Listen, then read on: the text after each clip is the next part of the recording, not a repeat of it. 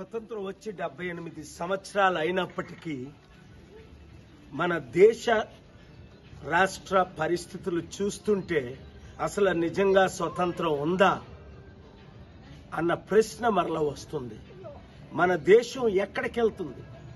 British పాలన నుంచి విడిపించడానికి వేల మంది ప్రాణాలు అర్పిస్తే ఈరోజు కోట్ల మందికి కనీసం తినడానికి తిండి లేదు. 150 కోట్లు 50 కోట్ల జనాభాకి 40-50 కోట్ల మందికి ఉద్యోగాలు లేవు. 40-50 కోట్ల మందికి ఉండడానికి కనీసం 1 లక్ష రూపాయల ఇల్లు లేదు.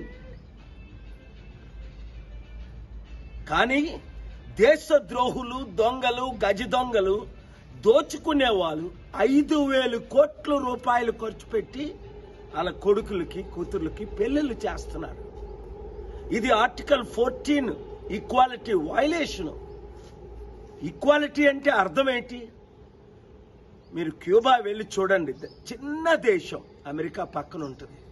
అందరికీ ఉచిత విద్య, ఉచిత వైద్యం. ఇక్కడుందా మన దేశంలో? అందుకే ప్రపంచాన్ని విడిచిపెట్టి పల్లెలు తిరగటానికి కారణం ఏమిటంటే ఇంకా ఈ దేశం ఇంత సర్వనాశనం అయిపోతుంటే ఎలా పడుకోగలం? ఇగో రాత్రంతా అమెరికన్ కాల్స్ చేసుకొని గ్లోబల్ పీస్ సమిట్ 8:42కి పడుకొని ఇప్పుడు 1 అవర్ తర్వాత లేచాను. ఎంత బాధేస్తుంది.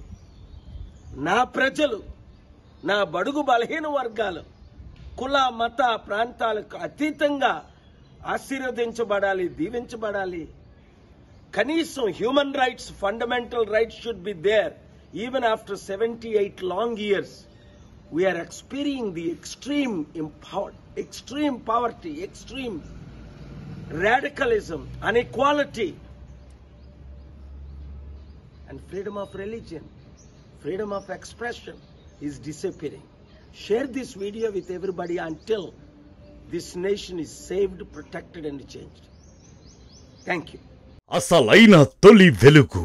Follow WhatsApp @తొలి వెలుగు official.